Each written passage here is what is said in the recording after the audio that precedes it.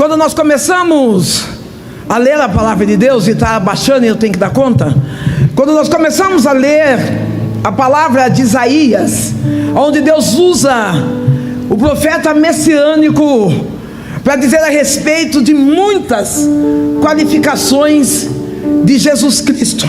Isaías está dizendo ao povo israelita a respeito de um Deus, que vai nascer em forma de homem, e que através dele vai brilhar, vai resplandecer a sua luz.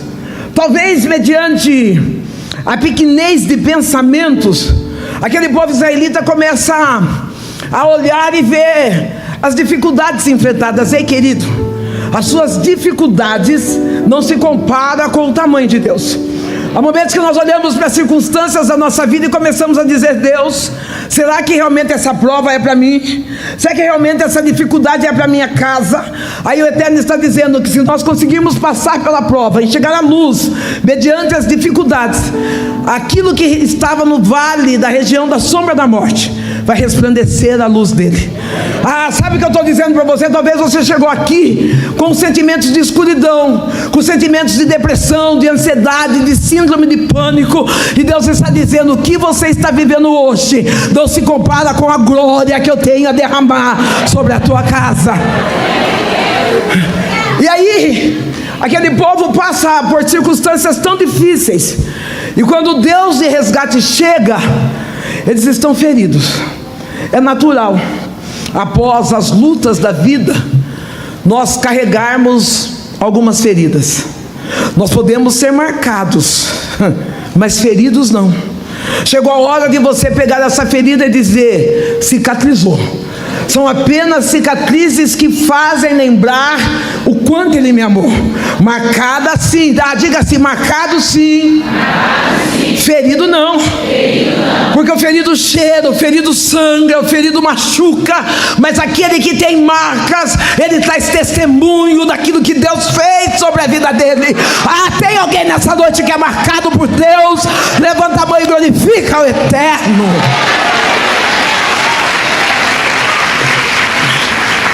Embora eu não tive a felicidade de nascer num lar cristão, mas eu tenho a oportunidade hoje de servir a Cristo.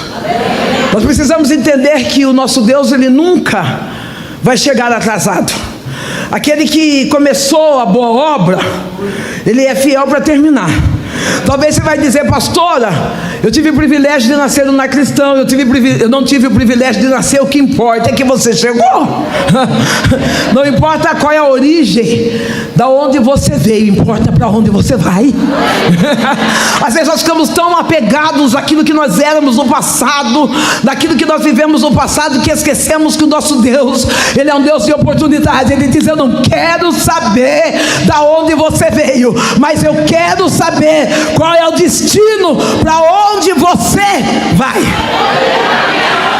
E para onde nós vamos não está no controle de Deus, está sob o nosso controle, porque a Bíblia diz que nós é que temos que decidir, e decisões definem o nosso destino.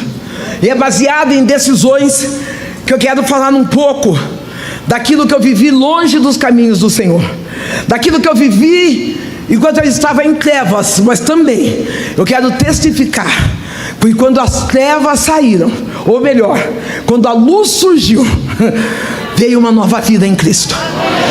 Eu sou Sandra Alves, nascida numa cidade pequena do interior. Talvez todo mundo vai falar: nasceu em Boituva, mas até eu explicar isso vai demorar, então só interior. Criada numa família vulnerável. Quando eu digo uma família vulnerável, eu não digo só a respeito de dinheiro, porque tem um segredo. Não adianta você morar no maior bairro nobre de uma cidade, mas se Jesus não estiver dentro da casa, você se torna pobre. Querido, talvez você chegou aqui com um projeto, dizendo: eu quero morar naquele condomínio fechado, em 5 quartos, 18 banheiros, mas se Jesus não estiver dentro, nada disso resolve. Eu venho de uma casa pequena, de uma casa onde pai extremamente alcoólatra.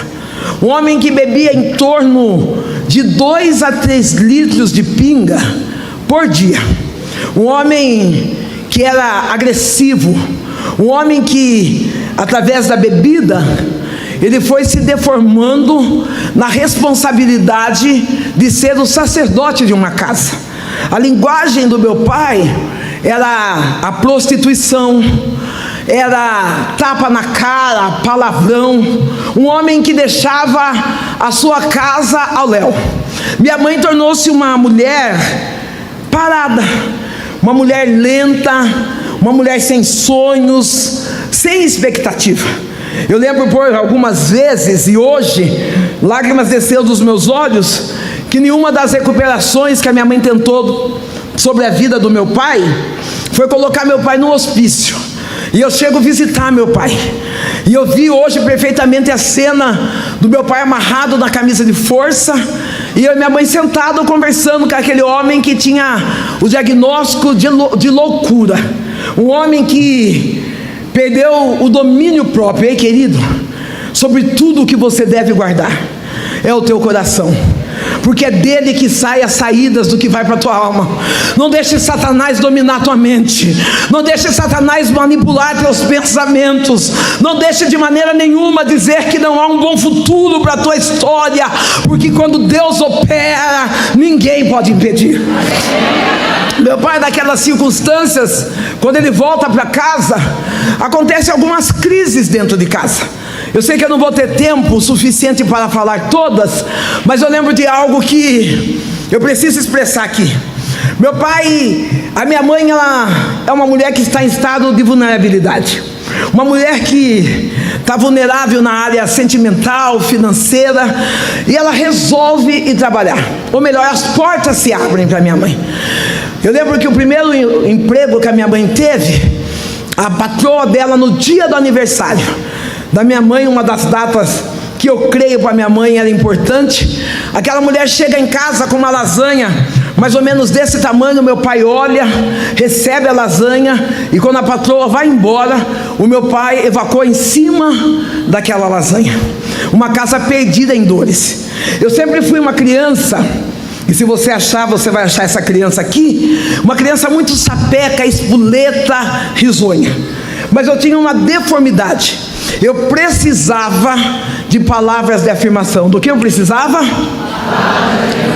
Dentro da minha casa eu era burra, eu era sapeca, eu era grossa, eu era agitada.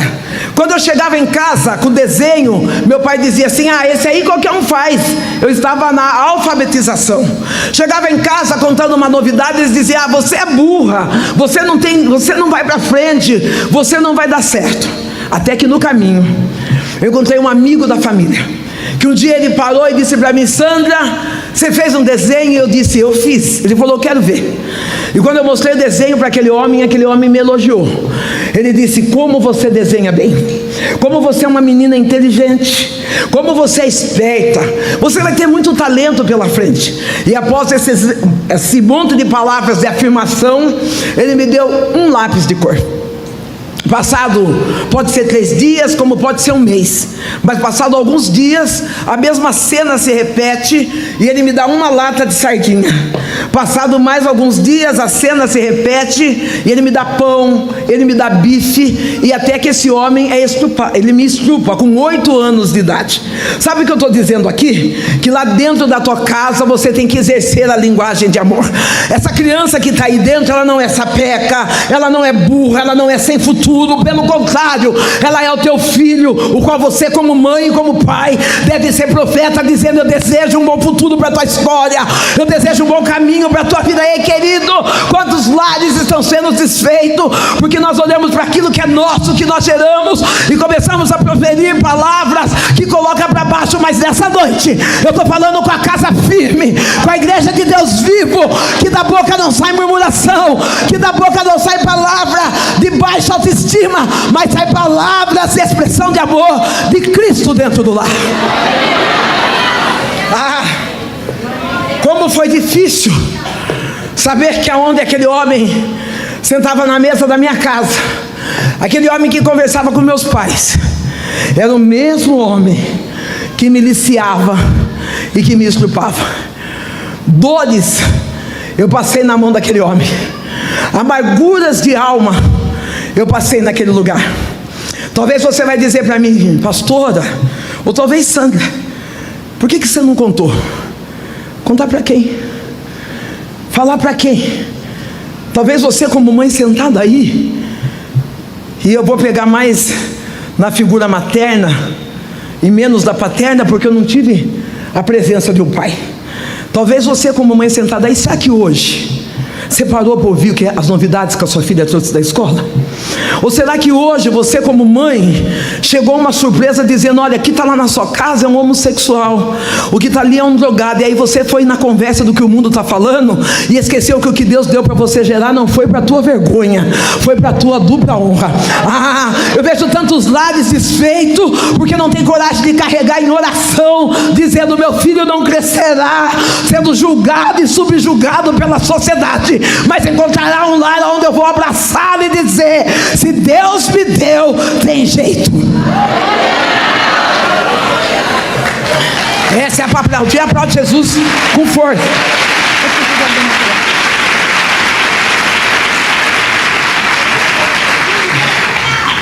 Nessas dores da vida, depois de adulta, aquele homem, eu tenho amizade com a família desse homem, e depois de adulta, uma das filhas dele ligou para mim e disse, pastora Sandra, meu pai está muito doente e ele quer conversar com a senhora.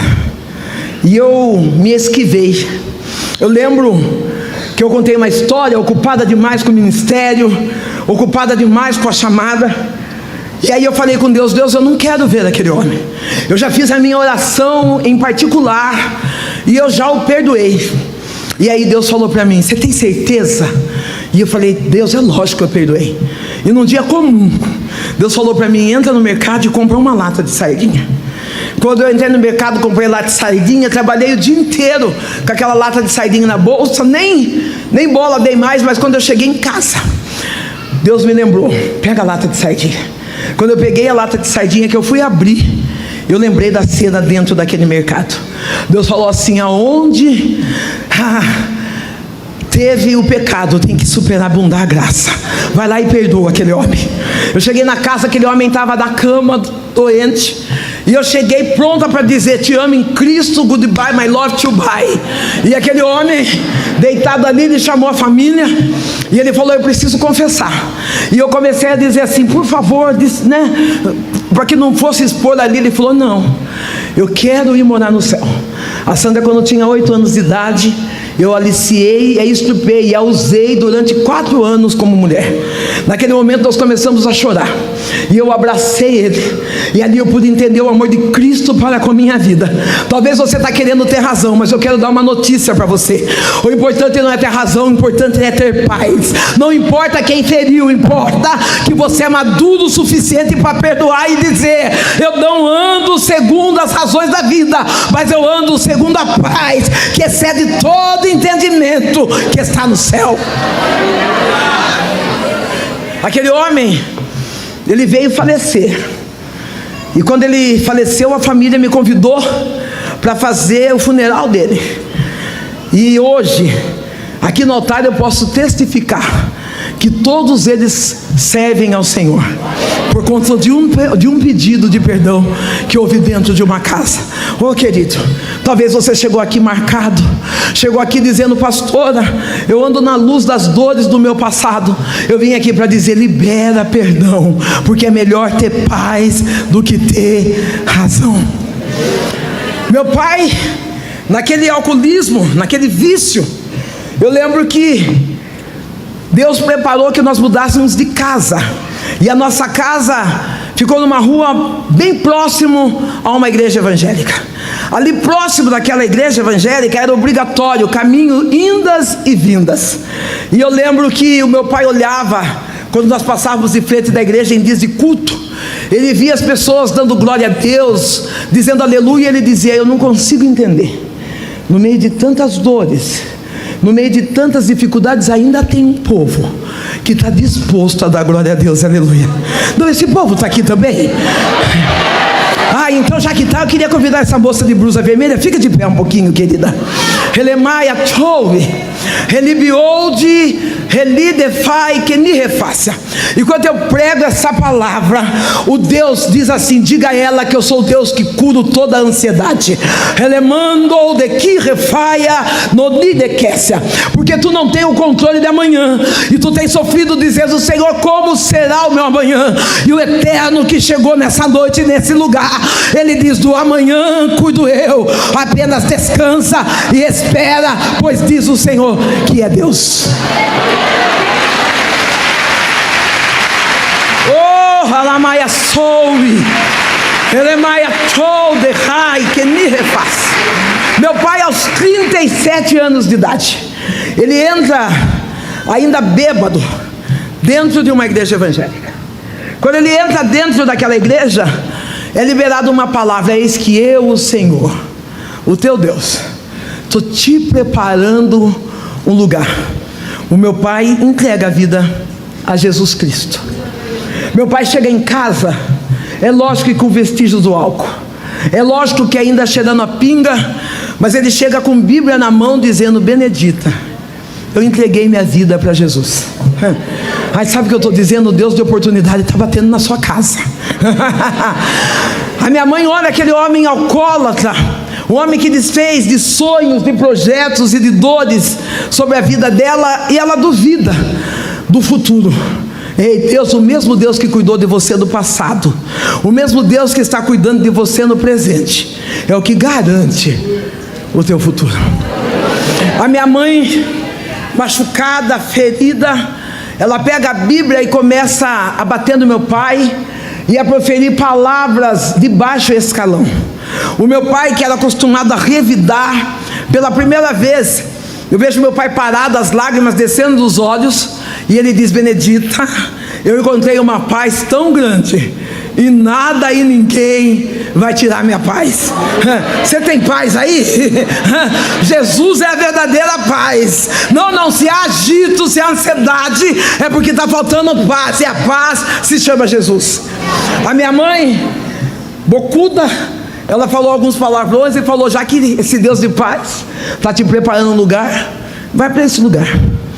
Meu pai começa a arrumar as malas, o clima fica preocupante dentro de casa, e a minha mãe já está na religião chamada candomblé. Ela está ali se desenvolvendo no espiritismo. Eu lembro da minha mãe com a cabeça raspada, corpo navalhado no chão, lambendo catarro. Eu lembro da minha mãe bebendo sangue de galinha viva, mas eu também lembro minha mãe no altar pregando a palavra. E eu lembro que naquela noite, a minha mãe, num estalar de dedo, disse: Chico, você dorme aqui hoje, mas amanhã você vai embora. Pela madrugada, Deus desperta a minha mãe.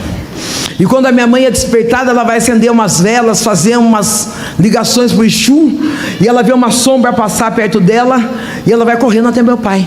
E ela diz: Chico, acorda, porque tem gente dentro de casa. O meu pai estava morto. Essa palavra é uma palavra de esperança, porque talvez você está dizendo: não vai dar tempo. Se Deus prometeu salvar, Ele é fiel para cumprir com aquilo que Ele prometeu.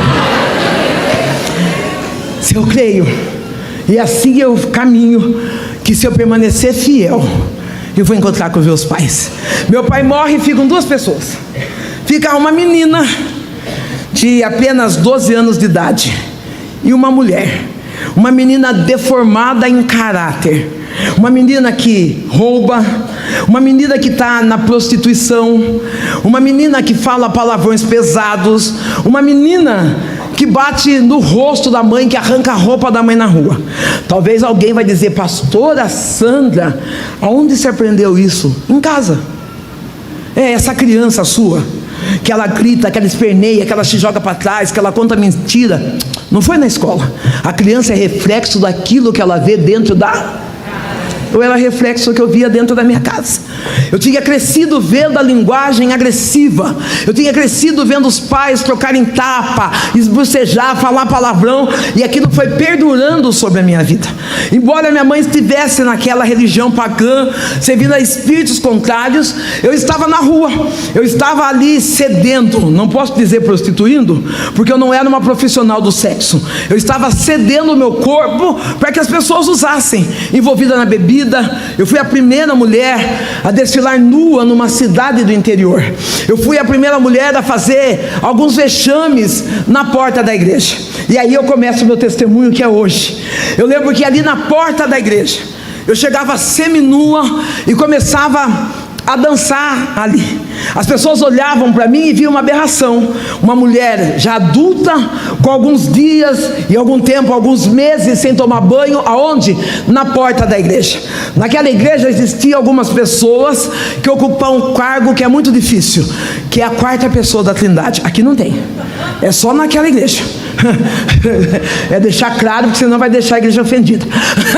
Quem que é a quarta pessoa da Trindade? Explica. Aquela que julga, aquela que quando olha para alguém perdido diz: vai para o inferno, e esse aí não tem mais esperança, não tem jeito. Ô querido, você não foi convidado para enviar ninguém para o inferno, mas Deus te deu uma boca santa para profetizar que pessoas irão para o céu.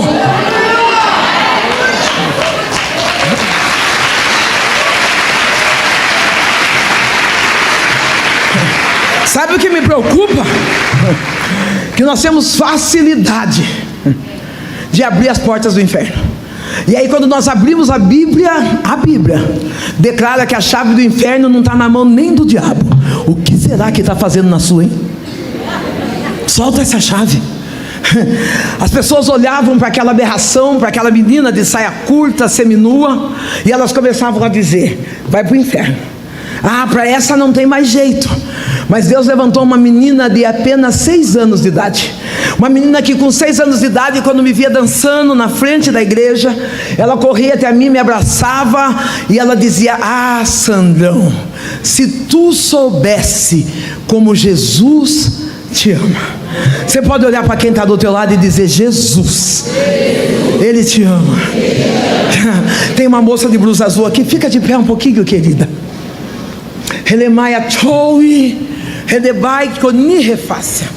Você sabe que de uma das palavras que pulsa no meu coração é quando eu entendo que Deus me ama. E quando eu estou pregando essa palavra, eu vejo um Deus que te abraça nessa noite. Mas Ele não abraça essa mulher, Ele abraça uma criança ferida, e Ele diz: sou eu, o teu pai, te trouxe até aqui para dizer que não faltou paternidade na tua vida, porque eu se fiz presente em ti. Hoje Deus cura as feridas do passado, quebra as correntes, as marcas da dor, e diz: eu Deus, sou teu pai, diz o Senhor dos Exércitos.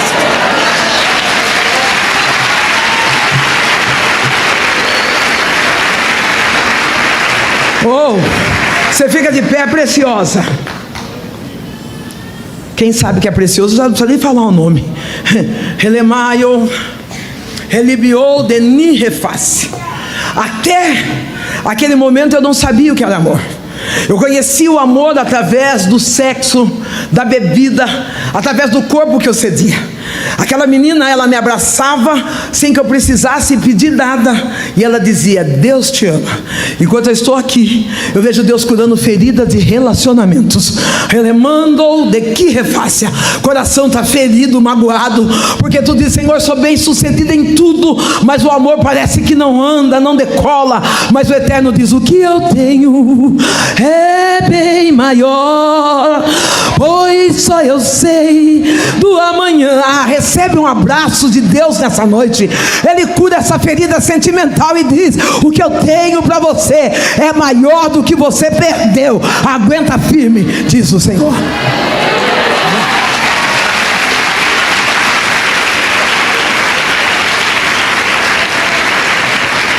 Aquela menina, ela dizia: Sandrão, se tu soubesse.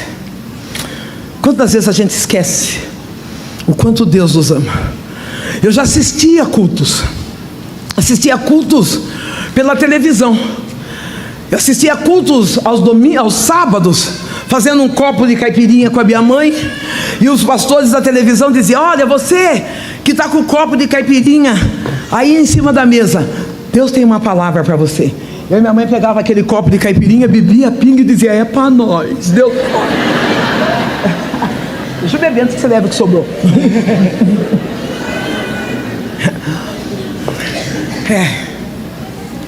Quantas das vezes nós paramos diante de YouTube, Instagram, clamando para que Deus libere uma palavra para nós? Eu quero dizer algo para você: nós não somos da geração do Instagram e do YouTube, nós continuamos sendo igreja de Cristo. As mensagens que são pregadas pelos meios da comunicação já não é para nós como igreja, mas sim para aqueles que se encontram perdidos nas trevas. Querido, Satanás não vai usar essa ferramenta para nos acorrentar em casa, dizendo: eu sirvo Deus em casa. Não, eu quero liberar nessa noite que você, como ovelha, você vai encontrar forças, estabilidade emocional para vir ao templo pronta para adorar ao Senhor. Num dia, aquela menina chega na porta da minha casa e ela faz um convite. Ela diz assim: Sandrão, vai ter culto das crianças na minha igreja, e o meu pastor disse que quem levar uma visita vai ganhar um presente. E eu já disse: a minha visita é a Sandrão. A minha perna treme, meu coração acelera, e eu falo para ela: eu? E ela diz: você. E eu começo a olhar para aquela menina e vejo tantos pactos que eu e a minha casa nós tínhamos diante daquele terreiro, tantas entregas que nós fazíamos naquele lugar. E a palavra que eu libero para a menina é essa: olha, eu só vou na sua igreja o dia que você for na minha. Aquela menina sorri segura e ela diz: eu vou pedir para o meu pastor, se ele deixar, eu vou. Eu posso falar? Aquela menina tinha igreja, aquela menina tinha pastor. Não, aquela menina não era direcionada pela candinha gospel que fica revelando palavra. Aquela menina não era direcionada para aquela irmã que fica no quintal orando e entregando profecia. Ela dizia: eu tenho casa, eu tenho igreja e eu tenho pastor. Eu acho lindo isso, porque se de umas coisas que eu tenho mais orgulho é quando eu subo no altar e digo: aquele homem é meu pastor.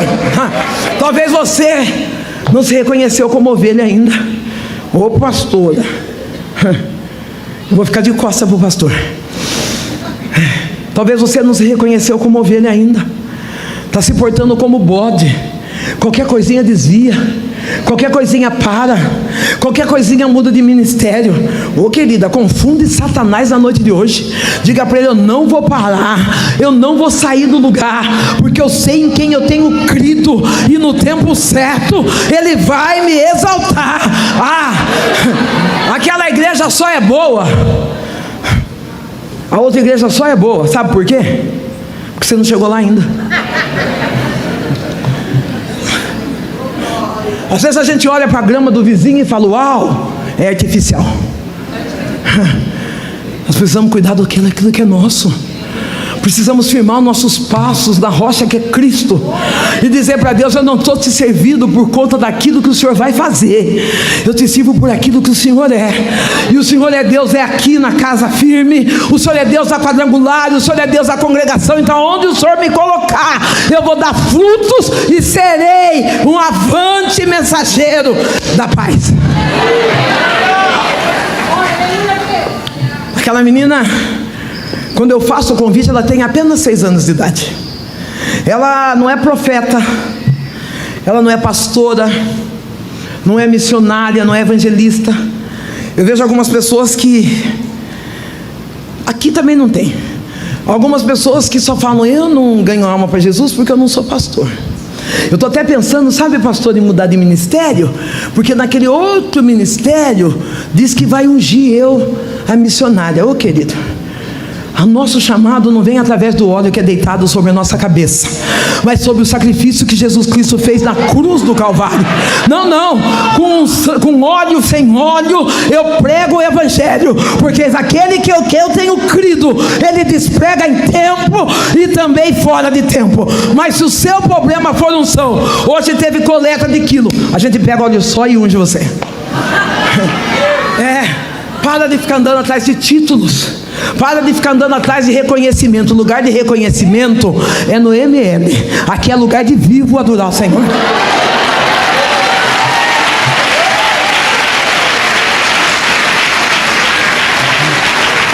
Nós não precisamos brigar por carteirinha.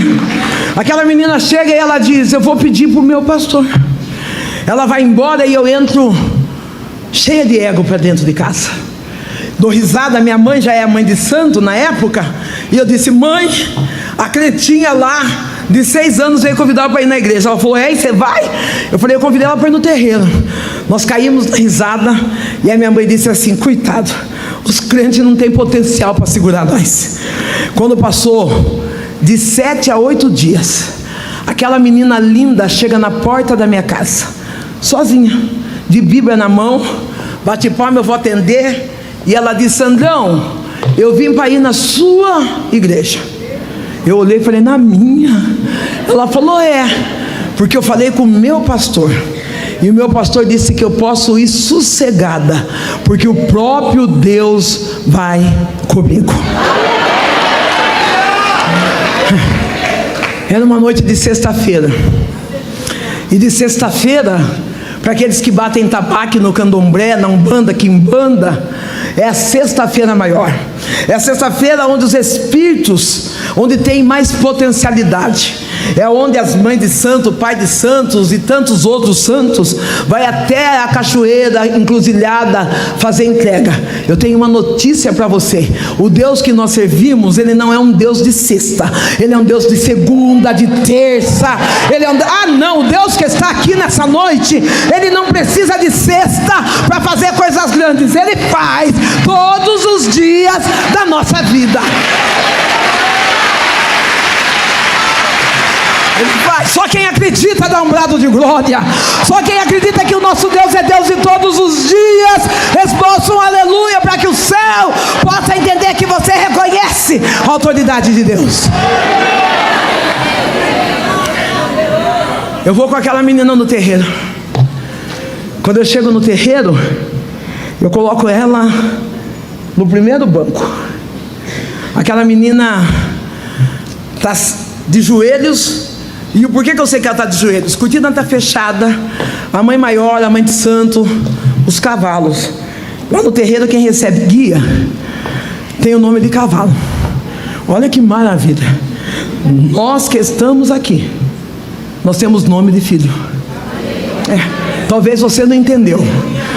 Não, para Satanás você é cavalo, tem que carregar fardo pesado. Mas aí vem Deus e fala: dá para mim o teu fardo pesado, porque hoje você passou a ser filho, e o fardo que eu reservei para você é leve.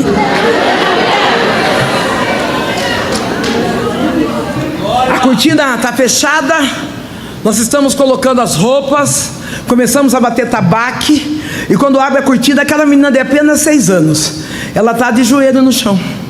E de joelhos no chão, quando ela escuta o barulho da cortina, ela levanta, senta, coloca a Bíblia no colo, e ela fica olhando para nós. E nós estamos batendo tabaque. O senhor fica de pé um pouco. Relemai Achoi, Relemai Kicholi, Relidefai que ni refaça. Enquanto eu estou ministrando a palavra, o Eterno diz: diga a ele que nenhuma ferramenta preparada contra ele vai prevalecer.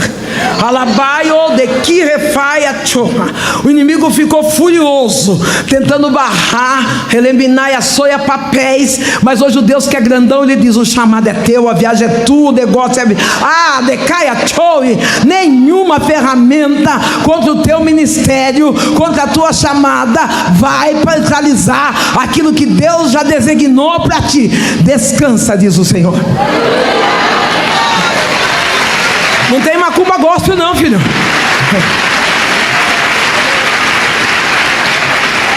Não tem. Tem Tem crente que é pior que macumbeiro.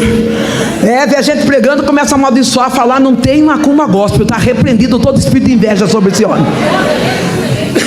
Quando abre a cortina, aquela menina está de joelhos, ela senta, coloca a Bíblia no colo, e nós estamos lá rodando, riscamos o primeiro ponto, nada aconteceu, riscamos o segundo ponto, nada aconteceu. A mãe maior olha, pede para que nós desmanchemos aqueles pontos. Quando vai riscar a terceira vez e nada acontece, ela para e ela diz: quem é aquela menina? Quem trouxe ela? Eu digo: fui eu. Ela diz: então tira ela daqui, porque o que está nela é maior do que o que está em nós. Ei, levanta a mão aí. Ah, querida, a Bíblia declara: o nosso Deus é maior. Sobre a tua vida não chega encantamento, sobre a tua vida não chega mandinga. Não é mentira de Satanás que ele vai acabar com o teu casamento, que ele vai acabar com a tua história.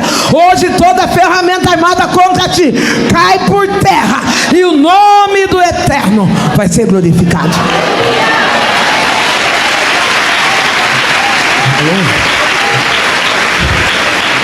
Eu pego aquela menina e eu saio tremendo, e aquela menina é crente das boas. Diga: crente e crente das boas. Sabe o que é crente dos bons? Crente que não é xereto, crente que não gosta de saber de novidade.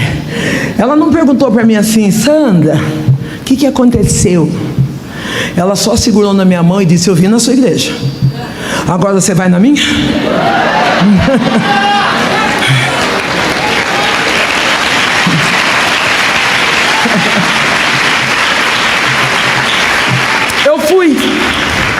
Eu fui na igreja, eu ouvi a palavra e entendi, e confesso que guardei. Eu só não entreguei minha vida para Jesus. Você vai dizer: pastora, por quê? Porque quando eu estava sentada ali e o pastor fazendo o apelo, embora eu estivesse emocionada com a palavra, embora o Espírito Santo estivesse tocando em mim, eu lembrava de quem eu era e não conseguia avançar para frente daquilo que Deus tinha para fazer para a minha vida. Mas graças a Deus que Deus não desistiu de mim. Deus também não desiste de você. Ele também não desiste da tua casa. Ele também não desiste da tua história. Algo que foi bom para mim, e eu dou de receita para os outros. Uma das coisas que me fez a chegar a Deus é que não tinha nenhum crente atormentando minha vida. Eu vou explicar melhor. Eu fui para a igreja, e quando eu saí de lá, eu voltei a roubar, eu voltei a beber, voltei a prostituir, mas não tinha ninguém que falasse para mim: vai para o inferno. Não, viu? Você já foi. Olha, sabe o que eu estou dizendo? Em curtas palavras, você já não trouxe? A pessoa já não ouviu a palavra? Agora deixa o Espírito Santo fazer a obra. Não, para de ficar atormentando quando a pessoa chega e ergue o rádio no último som. Deus não rejeita oração, sai. Não, para com isso. A semente já foi lançada. No tempo certo, ela vai germinar. Porque água demais em terra também sufoca. Não sufoque. Eu lembro que quando eu ia fazer as coisas erradas, eu lembrava: Jesus me ama. Não precisava ninguém falar. Talvez eu estava sendo, não estava sendo, vou pegar a palavra do pastor Moisés, regada pelo próprio Deus, jogando a água na medida certa, deixando eu sentir a ausência, a saudade de ser abraçada de verdade.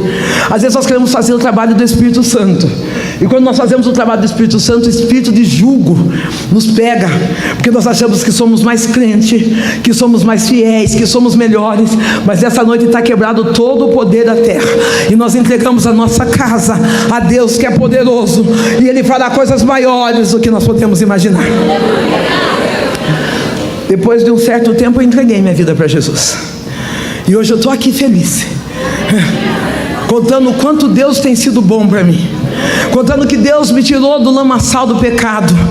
Deus resgatou a minha mãe do vale da sombra da morte. Eu tive a oportunidade de ser ministrada, pastoreada pela minha mãe, uma mulher de Deus maravilhosa. Eu posso nesse altar hoje dizer: eu e a minha casa, nós servimos ao Senhor.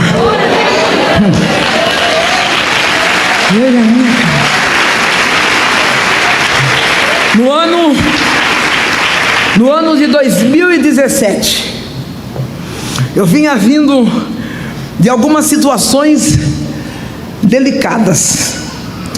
E no meio do ano de 2016, quando foi para entrar no ano de 2017, no culto da virada, a minha mãe disse para mim: filha, canta um hino. E eu só canto atrás dos outros. E aí eu falei: mãe, eu não canto. Ela falou assim: olha, Deus me disse que o hino que você cantar, esse culto da virada, vai ser o hino de 2017. E eu orando, quando eu levantei, eu cantei: se esse é o preço que eu tenho que pagar, pode me provar para eu ser aprovado, se quiser levar tudo que tenho. Às vezes nós cantamos cada coisa, né? Eu vejo gente da igreja dizendo assim: pode incendiar, o vento, estamos preparados, pode chegar o vento. Quando chega o vento, a gente quer correr, a gente quer desviar, a gente quer falar, haja o que houver, venha o que vier. Daí a gente está declarando para o céu, dizendo: Senhor, pode fazer, pode tirar, pode mexer. Querido, ano de 2017 eu poderia dizer que foi o pior ano da minha vida. Foi o ano onde eu perdi tudo. Perdi tudo, não, ficou uma telha, que é o meu filho Jonatas, mas eu nem enxergava a telha.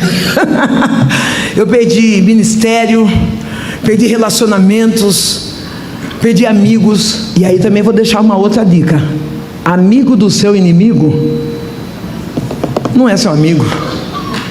Ou anda junto ou fala mal, os dois juntos não combinam. Dá uma olhada para sua amiga e fala: amigo do meu inimigo não é meu amigo. Assim pelo menos a pessoa já se toca, né? Ano de 2017 foi um ano de muitas dores, um ano onde o Senhor permitiu que a minha alma sangrasse no meio da dor, mas sabendo que Ele tem o controle de tudo. Foi aonde eu conheci o Deus de resgate, o Deus que me sustenta de pé até o dia de hoje. No ano de 2017 eu vi pessoas indo embora, eu vi histórias sendo apagadas. E uma das dores que eu vou citar aqui foi a perda da minha mãe. Em 2017 a minha mãe, ela está doente no leito do hospital. E eu no meio daquela luta, a minha mãe fala para mim: filha, descansa a sua alma, eu vou morrer. E eu olhei para minha mãe, sou filha única, e eu olhei para minha mãe e falei: mãe, a senhora acredita que eu não tenho nem roupa para essa luta, de tanto que eu estou sofrendo? E ela disse: filha, você é uma escolhida, e o escolhido não tem escolha. Você pode olhar para a tua amiga, para o teu marido e dizer: você é um escolhido. Você não tem escolha. Não, é certo que às vezes a gente olha e fala: hoje eu não vou, hoje eu não canto, hoje eu não prego. Aí eu vim aqui para reafirmar para você: você é escolhido, você não tem escolha. Talvez você chegou da sua casa dizendo: hoje eu não tenho força para dar glória, hoje eu não tenho força para dar aleluia. Aí Deus está dizendo: eu não quero saber se você tem força, eu te escolhi. Se eu te escolhi é porque você suporta, você aguenta. Quando a minha mãe disse aquilo para mim, ela terminou dizendo: filha, carregue a sua cruz, não arraste. A minha mãe estava dizendo: ora, jejua, mas não para. Ei, querido, não para diante das lutas da vida, não. Deus não desiste de você, e você também não tem direito de desistir dele. Deus começou a resgatar a minha história. Deus levou a minha mãe embora. Eu me vi perdida em dores, eu me vi perdida em emoções desequilibradas. Passei pela dor da depressão, passei por uma pauta que eu lutei hoje, trazendo conscientização da prevenção do suicídio. Como eu tentei tirar minha vida, como eu achava que não valia servindo a Deus, como eu achava que não valia a pena continuar. Eu não acreditava que Deus poderia fazer algo melhor do que aquilo que eu tinha vivido. Mas aí quando eu olho no livro de Isaías, no capítulo 43, no verso 17, ele diz: será que você não está vendo que eu estou fazendo uma coisa nova?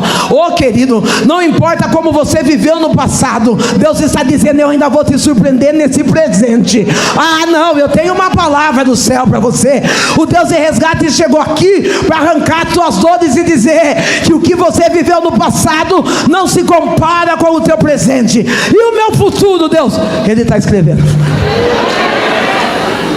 Deus escreveu um futuro brilhante para mim. Pastor, a senhora não tem luta? Lógico que eu tenho. Se eu não tivesse, eu não estava pregando. Quem não tem luta está em casa, mastigando chiclete e assistindo novela das 8. Aqui só está quem tem luta. Não sei se você percebeu. É a luta que faz você buscar, é a luta que faz você adorar, é a luta que faz você pregar. Não, se você não tivesse luta, numa noite de segunda-feira você estaria onde? Foi a luta que te trouxe. Diga obrigado por essa luta. Porque essa luta está fazendo você se achegar a Deus. Essa luta está fazendo você se aproximar do Senhor. Minha mãe morre, e aí surge o ministério. Se Cristo comigo, vai eu irei. Eu me vi, talvez como vamos ser um culto de mulher, eu quero encerrar nessa parte. Eu me vi sozinha, me vi esperando, e isso é um alerta para a igreja. Eu me vi esperando uma irmã do círculo de oração. Tem irmã do círculo de oração aqui? Tem? Eu me vi esperando uma visita de uma irmã do círculo de oração. Eu vi esperando uma campanha de irmãs que chegasse na minha casa e orasse por mim. Eu esperei isso. Até hoje elas não chegaram. Eu me vi esperando uma irmã do círculo de oração chegar e trazer um prato de comida. Elas não chegaram. Ei, a fé sem obra é morta. Quem chegou na minha casa foi uma mulher católica com um terço na mão, dizendo: na minha casa, quando o marido sai de casa, quando é abandonada, nós temos um ministério que cuida da mulher divorciada. Eu vim orar por você. Está na hora de nós cristãos levantar o ministério que cuida da viúva, que cuida da divorciada, que cuida da mãe solo. Ei, querida, não adianta nós ficarmos reunidos aqui sapateando, profetizando e não ter coragem da casa de uma mulher sozinha e dizer: eu conheço Deus que não vai te desamparar, Ele cuida de você. Levanta a círculo de oração e vai visitar essa divorciada. Levanta a círculo de oração e vai visitar essa viúva. Não, para de discriminar, achando que nós, como mulher solo, estamos na igreja atrás de homem. Nós estamos atrás de Deus, sedentos para ser acolhida. Eu falo para Deus que Deus me fez experimentar todos os nichos de dores. Cheguei na igreja mãe solteira, com 20 e tantos anos. Eu não me encaixava na mocidade, porque eu já tinha filho. Não me encaixava no ciclo de oração, porque eu queria casar. Você vai cantar no ciclo de oração quando já é casada. Não é assim. Não me encaixava. Casei e deu ruim. Aí eu fui para o nicho da divorciada, as excluídas. Não. Se Deus me trouxe aqui, porque Ele já está levantando grupo de mulheres solo, sim, sozinha jamais. Se Deus me trouxe aqui, é porque Deus está levantando mulheres capacitadas, que tem coragem de erguer a coroa da outra. Não, se Deus me trouxe nessa mulher transformada pela graça, ela não vai ter a bandeja do jugo, não vai ter a espada da acusação, mas ela vai dizer: eu vim por orar, eu vim para te abraçar, eu vim para dizer: Jesus te ama. Deus colocou uma nova convertida. Essa nova convertida, se eu perguntasse para ela na época, ela não sabia nem o livro de Gênesis. Eu era a pastora dela. Ela viu a pastora dela no chão, 4, 5, 6, 7, 8, 9, 10 dias sem tomar banho. Ela viu a pastora dela com uma forca no quintal da casa. Ela viu a pastora dela comendo comida azeda, que ela trazia novinha, ficava 2, 3 dias a comida ali, eu não conseguia comer, e quando batia a fome do jeito que estava a comida, eu virava e comia. Aquela menina olhava para mim, chorava, e ela dizia: pastora, vai ficar tudo bem. Eu aprendi que a verdadeira amizade não é aquela que sapateia. A verdadeira amizade não é aquela que quer acompanhar você nas suas melhores agendas. Eu aprendi que a verdadeira amizade, mesmo quando você esteja no fundo do poço, ela está do teu lado e está dizendo: vai ficar tudo bem.